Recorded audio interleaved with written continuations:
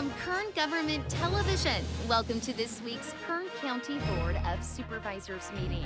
Originating from the County Administrative Center, located at 1115 Truxton Avenue in Bakersfield, California. Grounded in ideas, energy, and innovation, Kern County's vision is to be a driving force for the world's fifth largest economy. And our mission is to exceed expectations of the communities we serve, changing the way they feel about government, those who manage it, and the services it provides. Today's Kern County Board of Supervisors meeting will convene momentarily.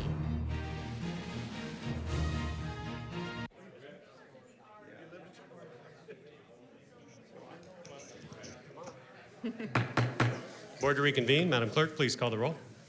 Supervisor Peters. Here. Supervisor Scrivener. Here. Supervisor Maggard. Here. Supervisor Couch. Here. Supervisor Perez. Thank you. Good afternoon and welcome to the Tuesday, December 13th, 2022, 2 p.m. meeting of the Board of Supervisors. We will first hear from County Counsel Margot Raison for a report on actions taken in closed session. Good afternoon, Chairman Scrivener.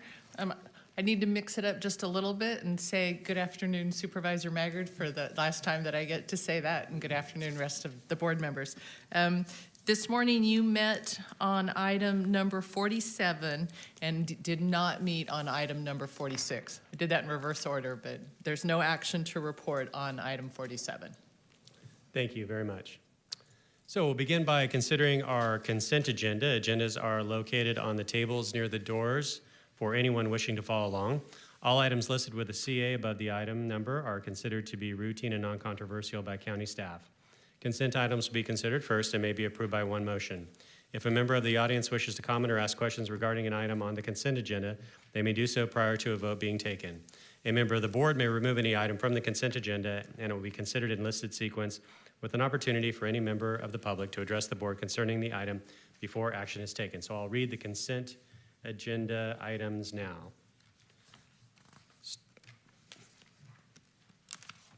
Okay, starting on page 2, we have item 3 on consent. On page 3, we have all items 4 through 6 on consent. On page 4, we have item 7 on consent. Page 6, items 8, 9, and 10, all on consent.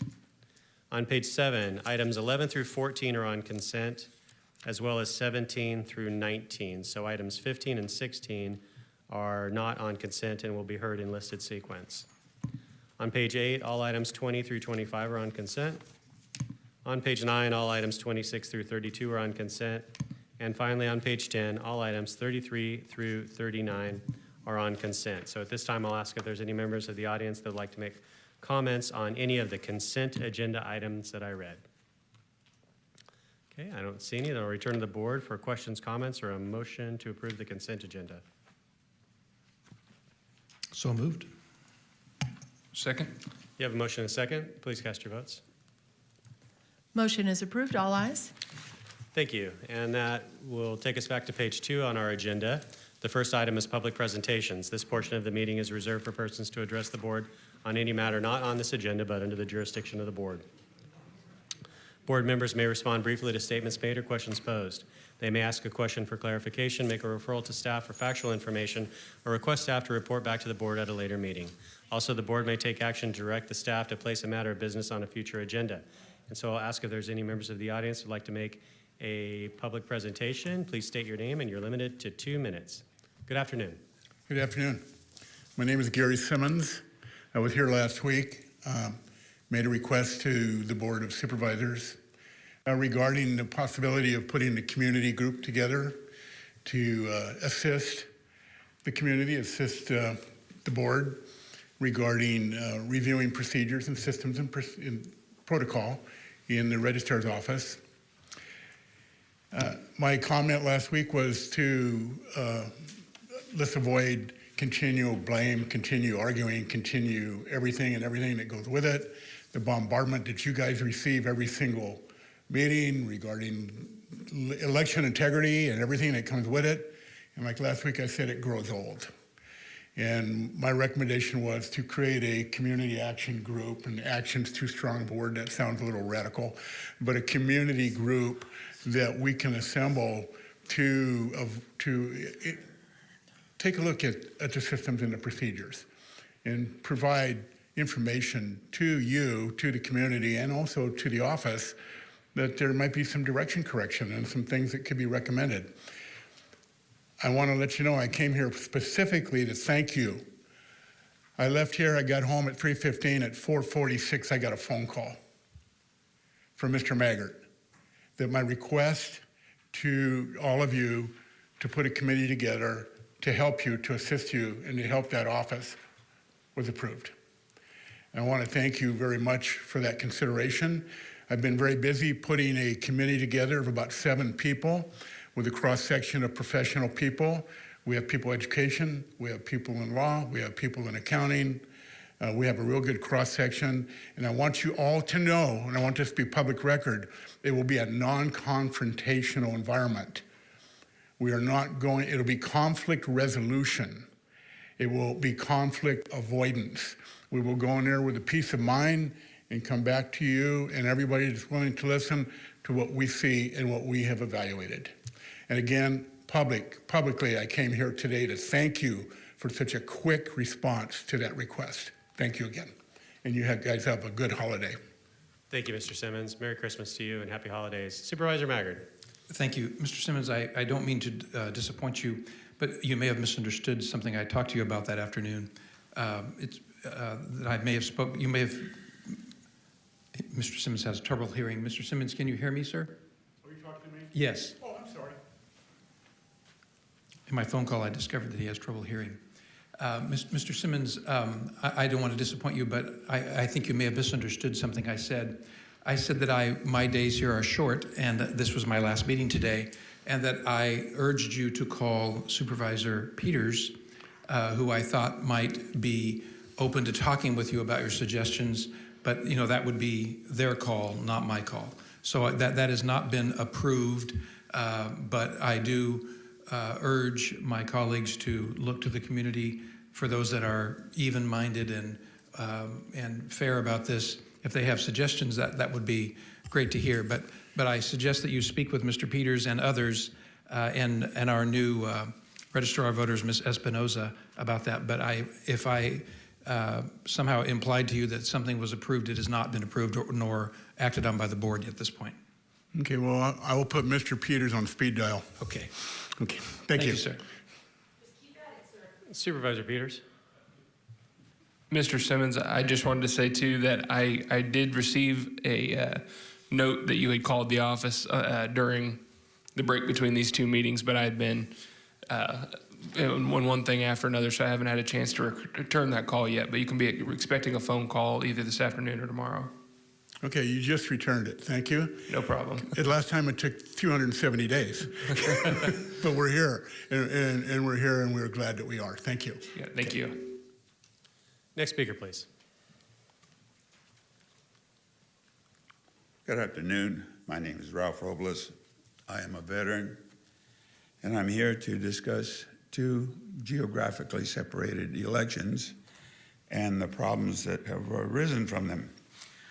In Arizona, the candidate for a governor, Kerry Lake, is suing the state of Arizona, asserting that there's problems with conflict of interest of the Secretary of State, comparable to our voter registrar's office, and also the apparent hundreds of thousands of illegal ballots being counted, thousands being thrown out, voter suppression, printer and tabulator malfunction, thousands of ballots disposed of. In our own Senate District 16, Mr. David Shepard is also raising questions about the election procedures here in Kern County. And he apparently feels that the 20-vote disparity between him and his rival are very questionable. What I heard was that the registrar's office had at one point said that there was something like 4,700 ballots different from the actual ballots that had been counted. The difference being that there were more ballots having been counted, I think 4,700 more than the last statement of ballots being left to count. There has been questions about the voter registrar's conflict of interest. I know that she has at one point contested Mr. Shepard's qualifications for the job and tried to prevent him from being allowed to run in the election. Mr. Robles, could you please bring your comments to a close? You've exceeded What your I'm time. saying is, across this country, I'm seeing a pattern of election misconduct, and it seems to be one-sided. And I'm not the only one that is seeing this pattern, and with time, that perception is growing and growing. Thank you, sir. Thank you. Who'll be next, please? Sir. Okay, I don't see any other requests to comment. If you do want to make a comment, please come forward.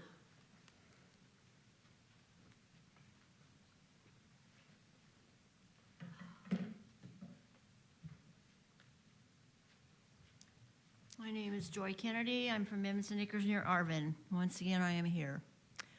I am fully expecting that when I die, I'll be known as the crazy cat lady or the dog nut or the bleeding heart or some other crazy nickname, I guess you want to call it. But I will not be known as the person who didn't stand up for the problems in this county, in the small areas around Bakersfield and in Bakersfield itself. There is a group of us that are attending the board meetings, city council meetings, animal commission meetings. There is, as I said before, a horrendous problem with stray animals on our streets. They're being killed, they're being abused, they're being dog and cat napped for labs, for feeding to pit bullfighters, whatever. And it's got to stop. It gets worse every day. I have had probably 10 or 12 emails already this morning about dogs that were lost or found, and not even in my area. Last week, I'm sad to say, I was heading home on 58, and came upon a body on the freeway, and that's all it was a body. It had no head, no legs. It was a big dog, had been hit and killed, and then probably been hit numerous times, over and over again, until that's what was left. And it was so bad that I was almost ill on my way home. This is becoming an everyday occurrence. You cannot drive down a street without seeing animals that are either eating out of the trash or they're skinny. I just saw one on Edison Highway that looks like a greyhound, has a waspy little waist because it's so hungry, and it was out in the middle of the street. Who knows where these animals are coming from, but there is a problem here. Animal control is not at fault. They are full, but there's got to be some other solution. And we don't know what it is. When I came last time, I asked if you guys would get together and maybe come up with some suggestions, some ideas, just something for us to go by. The people in the group, and there are a number of us, a lot of people cannot come to the meetings, but there are a number of us that would be more than happy to assist in any way to do anything that we need to do legally or whatever. Ms. Kennedy, your time has expired. Okay, I'm sorry. Well, that's what I'm here to ask if anyone has come up with any suggestions or ideas that we can follow through with, get started on, because it's not going to stop. Thank you. Do we have any other speakers? Okay, seeing none, I'll move on then to board member announcements or reports. Anything from the board? Okay, seeing none, then we'll move on to our next item of business, and that is found on page 7 of our agenda. That'd be Items 15 and 16, we'll start with 15 under County Administrative Office. This is proposed resolution establishing the Kern County Measure K Citizens Oversight Committee. Mr. Alsop, good afternoon. Good afternoon, Mr. Chairman, members of the board. I'm going to ask Mr. Zerfus of our office to handle this item. Thank you. Honorable Chairman, members of the Board of Supervisors.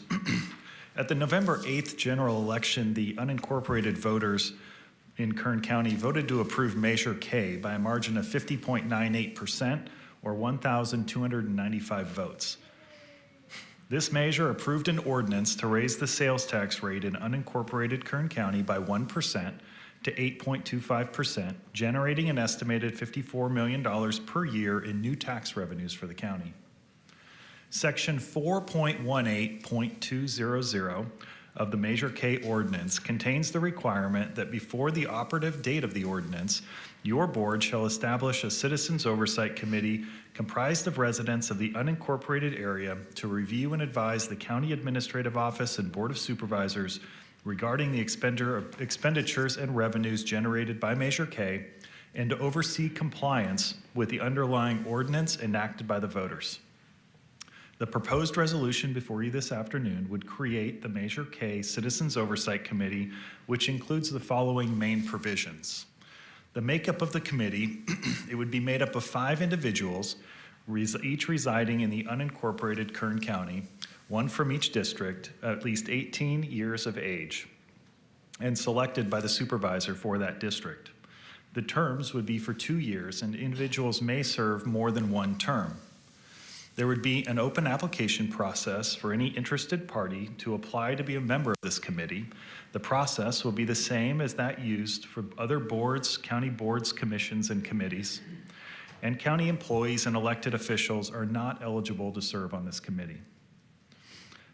The responsibilities of this committee include overseeing compliance with the voter-approved ordinance, enhancing public accountability and transparency, reviewing all budgets, revenues, expenditures, audits, and other financial reports regarding Measure K tax proceeds.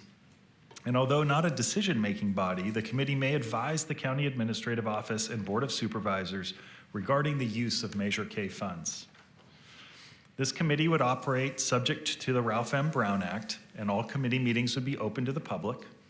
Committee materials would be public records and provided in accordance with the Public Records Act. And the committee members would be required to attend training, including ethics training and subject to FPPC Form 700 reporting. Attached to the resolution is Exhibit A, which includes a more detailed list of the provisions for this committee, but I'm happy to answer any recommendations for you today. The recommendation for this afternoon is that your board adopt the proposed resolution establishing the Kern County Measure K Citizens Oversight Committee. And I'm happy to answer any questions from the board or the public. Thank you, Mr. Zervis. Are there any questions from the board before I go to the public? Seeing none, ask if there's any members of the audience who'd like to make any comments on this item. Okay, I don't see any. Then I'll return to the board, and the requested action is to approve and adopt the resolution. Motion to approve. Of course, Supervisor Perez. Thank you so much, Chairman. I just want to so profoundly and deeply thank Ryan Alsop, who as the head took this issue on unabashedly, fearlessly. You asked our sheriff, our DA, I think folks that have not done such a thing ever before, to engage and to really help the community understand why this made so much sense for Kern County. And I personally have not seen that before. And, you know, obviously you're armed with, you know, a few geniuses around you. That helps. Mr. Zervis and your budget people. I mean, really just, I am astonished at this accomplishment.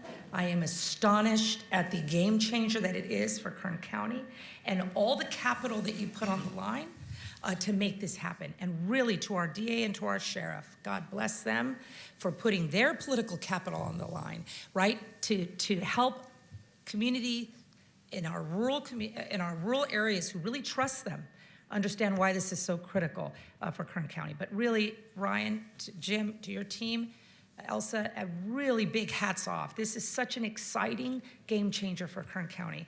I understand we're able to pay our deputies, or potentially pay them for the first time, what they deserve at comparable wages, to keep them for the long term, to not lose them to jurisdictions within our own county. I mean, this is a crisis. This has been a crisis, and you took action so aggressively and brilliantly, and I'm really just beside myself. I do want to give a special thank you to Christian Romo in my office, who worked tirelessly within the circles of influence that he has to make sure that this community understood, and the people that trust and love him, that this is absolutely good for all of us here in Kern County. So it is with such great pride that I make this second, and that I thank you for what you have done to be creative about Kern County's needs and bringing us up to speed as a self-help county. The things that we'll be able to do moving forward are just so beyond compare and even comprehension at this moment. So my heart is full. Thank you. And this is very exciting for Kern County. So hats off to you. Merry Christmas. God bless you all. Supervisor Couch. Thank you. I don't want to pour cold water on this, but I want to ask a couple of detailed questions. And that's the section, Exhibit A, I guess it is. Is that part of what we're approving today? Yes, it is. Okay. Then let me go right to the powers and the duties of the, and specifically item D. It says the committee may advise the County Administrative Office and Board of Supervisors regarding the committee's views on how best to utilize the tax revenues within the unincorporated area. So I have two questions about that. What will that committee's recommendations look like? What form are they going to take? Is it going to be a report to the board? Is it just anyone on the committee can give us a recommendation, or will it need to be a majority of the committee? What do you foresee there? Supervisor Couch, through the chair. Yeah, I see it, and we're going to be, once this committee is established, setting up some specific bylaws regarding how the committee meetings are run. But I would envision this being a vote of the committee itself to make a recommendation to your board. So it would be a majority of the 5 members on that committee. So the process, spending any of this measure's revenue is going to start with this committee before it ever gets to the board? That's correct. Okay. And then the other line, the last part of that item D, is the committee's views on how best to utilize the tax revenues within the unincorporated area.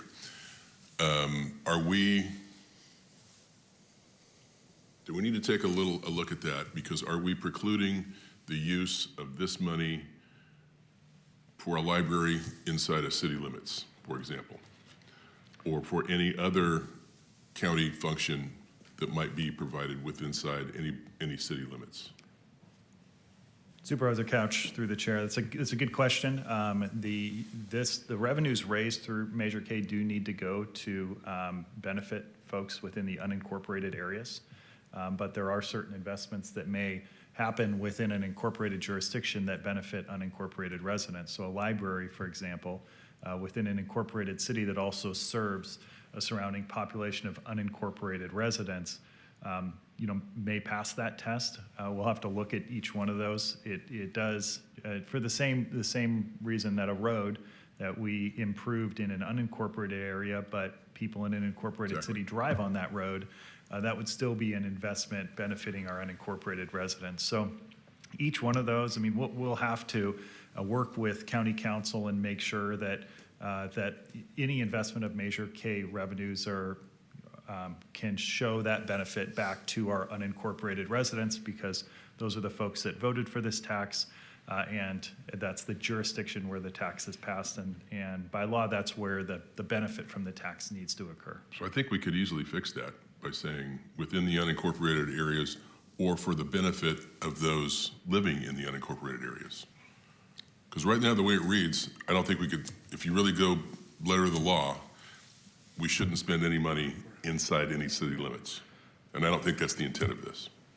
Supervisor Couch, you're correct, and we're happy to make that adjustment. I appreciate that. I would submit that as a amendment to Exhibit A, number 5, item D. Thank you.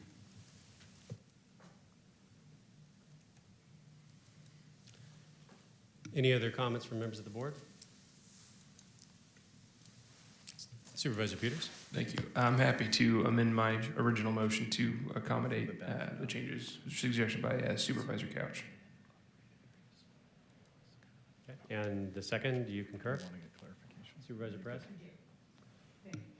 Okay, so we have an amended motion and a second. Please cast your votes. The motion is approved. All ayes. County Council, did you punch in? Ms. Rezan? Thank you. Thank you. Mr. Zervison, I just wanted to make sure that we got the language correctly, and what I wrote down is that it's, so within the unincorporated area or for the benefit of those who live in the unincorporated area? Is that what you said? That's, I think, what I said, but that's what I think was the intent of Measure K as well, right? Correct. Okay, yes. Thank you.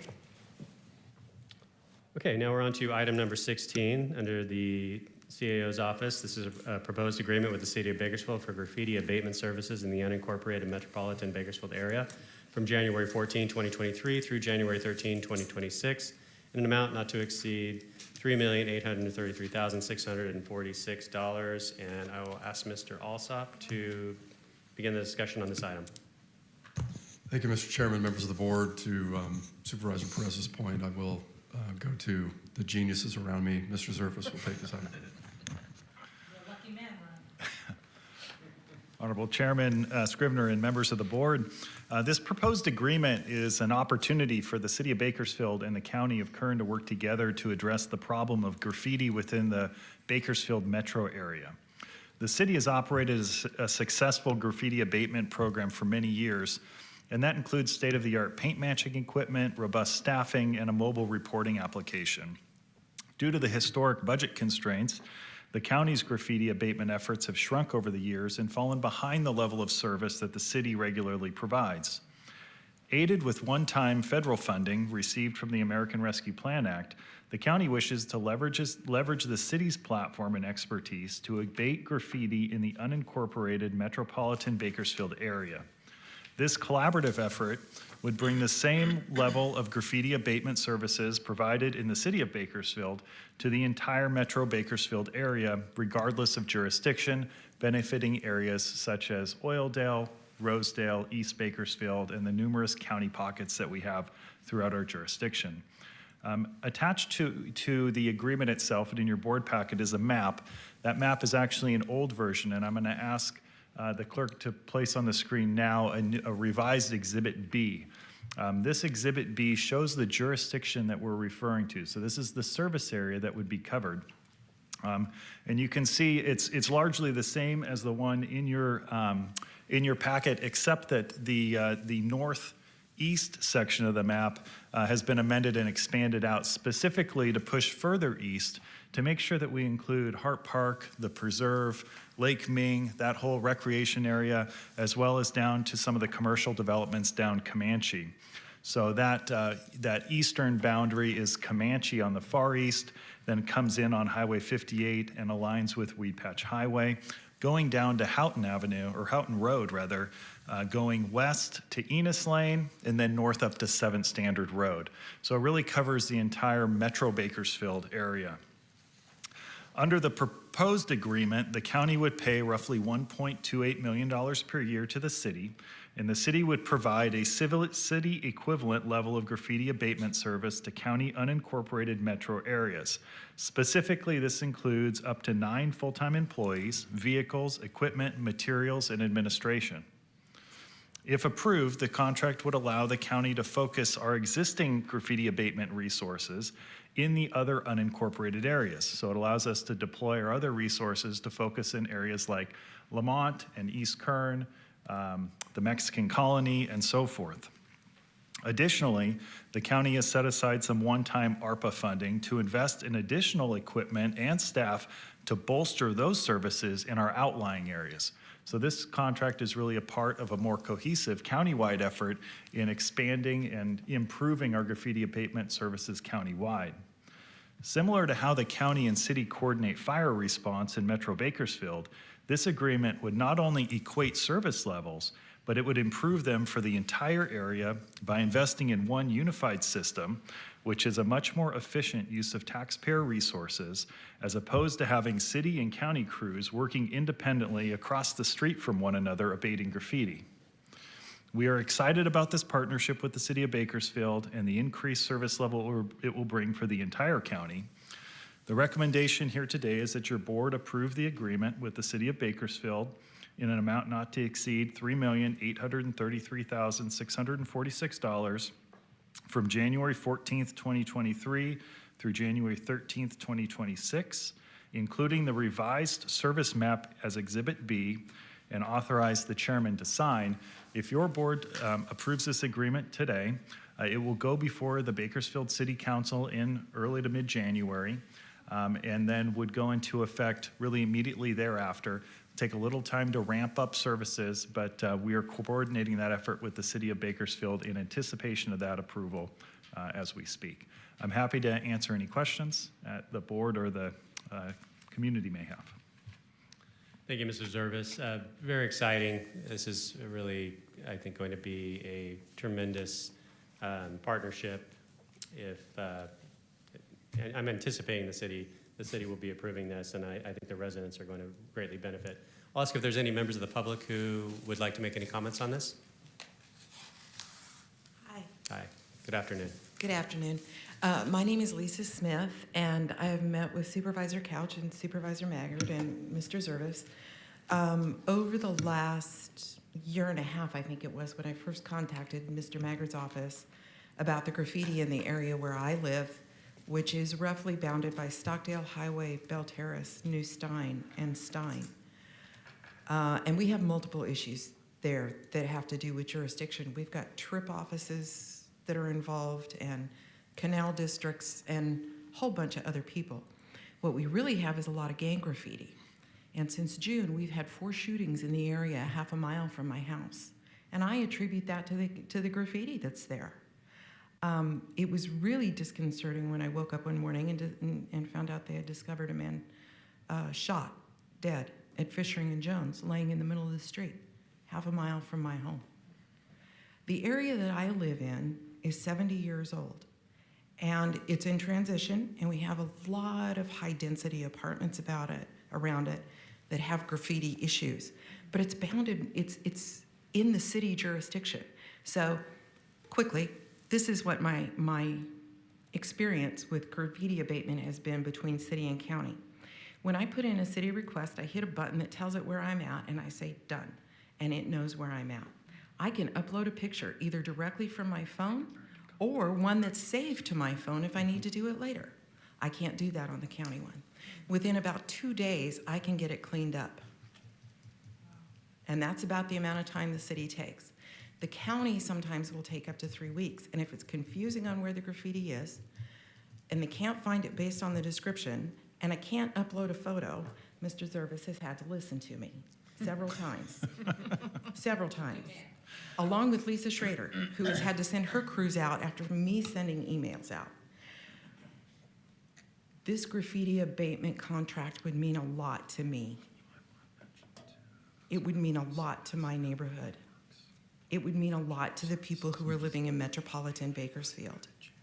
I spent probably 2 hours with the city trip managers this morning driving the neighborhood, and we saw more graffiti outside the trip areas than within them. And Mr. Maggard, thank you for driving the trip area last night and talking with me about that.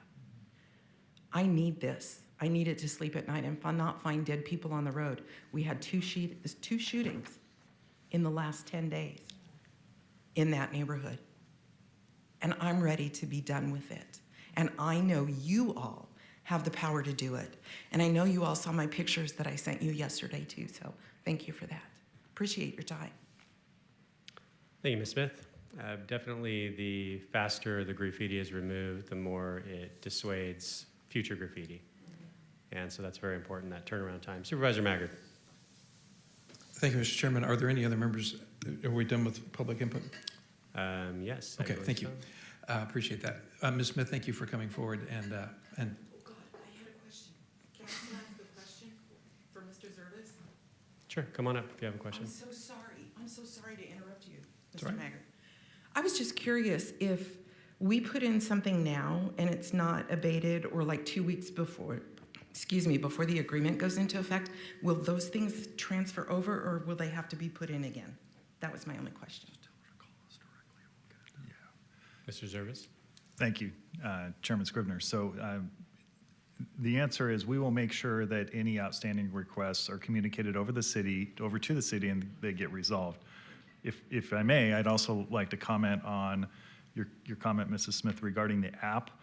We are working with the city so that when this is fully implemented, the app will know, will not kick it out as not being part of their jurisdiction. They will have that GIS location fixed so that anywhere you are within the metro area, use their app, and it will, regardless of city or county jurisdiction, it will register, they will go out and resolve it, and to the public, it doesn't matter at all which side of the street they're on. Supervisors, for your sake, understand that as a part of this, we are also reorganizing our whole graffiti abatement process and shifting it from general services over to public works. So we've been instrumental in the CAO's office to put this contract together and put the strategy together, but we're working very closely with your public works department. And they're going to be administering the day-to-day because they have really eyes and ears out because of streets and roads and maintenance crews and things to better manage that outlying graffiti abatement work that needs to be done also. So we think that this is really a good all-around strategy to combat graffiti countywide and working collaboratively with the city of Bakersfield in the metro area. Will general services still handle graffiti that's on county buildings? That'll actually be, they'll have the ability to, but we would really rather shift that over to the city and county crews because the equipment that the city has and that Public Works will have with these new investments are better at paint matching and provide a better outcome. So we really want to shift all graffiti abatement to this new process. Very good. Thank you. Supervisor Maggard. Thank you, Mr. Chairman. The area that Ms. Smith describes is struggling. And there's an area where the overpasses are, that underneath those overpasses is particularly becoming a problem. And while much of it is in the city of Bakersfield, and I'm not here to rain on my colleagues at the city of Bakersfield, the new era of cooperation and problem solving that we're engaged in with them is delightful and good for everybody that lives in the greater Bakersfield area, whether you're a city resident or a county resident. So I applaud and thank them for their help and the help they're going to give us here. But there is some area that might be in county jurisdiction closer to Real Road between Stockdale and Bell Terrace. So it would be good for us to look there to make sure these spots where they're just, if you haven't driven those areas, they're much bigger, and the void that is underneath them is very amenable to people camping and spending time in there and doing things. So that would be good for us to take a look at.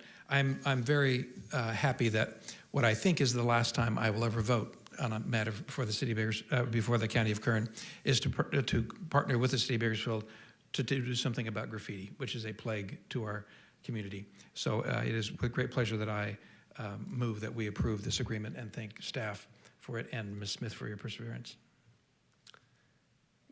Thank you, Supervisor. County Council, did you punch in on this one? Okay, that was, or CAO? No? Okay. Second. Last time. Okay, so we have a motion, now a second from Supervisor Couch. Any other discussion? Don't see any. Please cast your votes. The motion is approved. All ayes. Thank you.